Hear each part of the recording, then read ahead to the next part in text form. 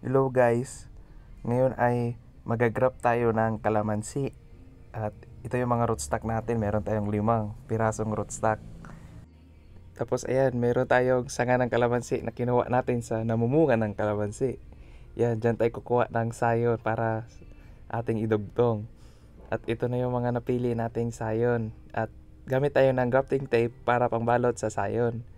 At simulan na natin. Yan, kuha lang tayo ng konting grafting tape, putulin natin. Yan, ganyan.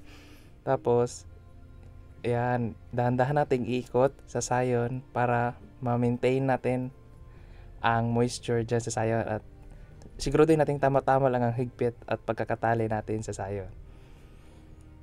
Yan, ganyan guys. Huwag nating kalimutang ilak ang tape para hindi matanggal. Yan, ulit-ulitin lang natin ang ginagawa natin hanggang mabalot natin lahat ng sayon.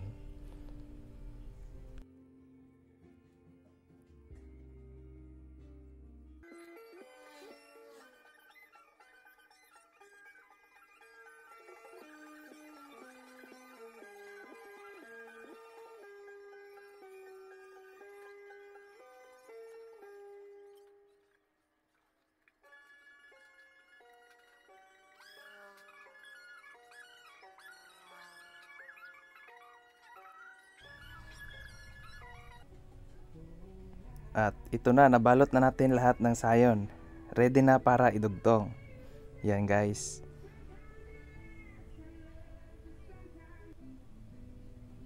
Next ay ito na ang rootstock natin. Pinutol na natin siya kung saan nagmatch ang size ng sayon at ng rootstock. At hiwain natin ang rootstock sa gitna. Pwede rin tayo gumamit ng grafting knife or any knife. Make sure lang natin na malinis ito. Next is slice natin ang sayon both sides para mag-fit ang sayon sa rootstock. Yan, ganyan. Dapat ganyan ang makikita natin. At idugtong natin siya sa rootstock.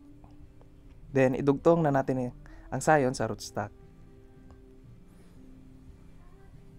Dapat maging ganito siya. At talian natin uli na grafting tape.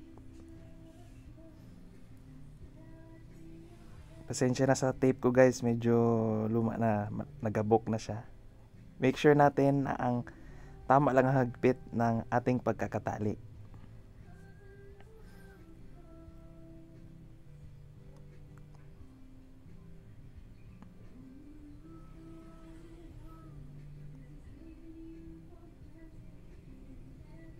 Ganyan lang guys, ikot-ikot lang hanggang sa sumikip at ganyan.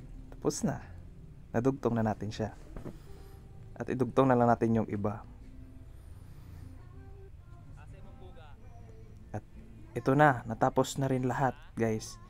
And next is, ang gawin dyan is balutin na lang siya ng ice candy wrapper at wag natin kalimutang diligan para hindi mamatay ang rootstock.